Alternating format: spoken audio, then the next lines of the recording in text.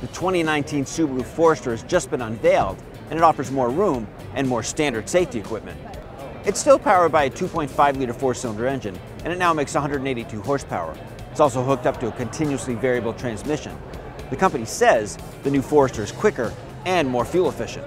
The new Forester also has a longer wheelbase, and it looks like there's more rear seat legroom. We've always loved how easy it is to get in and out of the Forester. Really easy access to the front seat. Looks like the new model continues that tradition.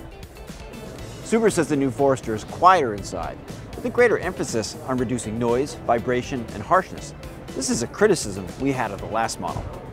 The opening of the rear liftgate is larger this time around, and there's more cargo room inside. More good news for the Forester. Every model for 2019 is going to have standard forward collision warning and automatic emergency braking. In Consumer Reports' tests of past Foresters, they've been roomy, fuel efficient, have great visibility, and have been very reliable. This new model, apparently, is even roomier, more fuel efficient, and has more standard safety equipment. You can bet that we'll be first in line to buy a new test model. For more on SUVs, check out consumerreports.org.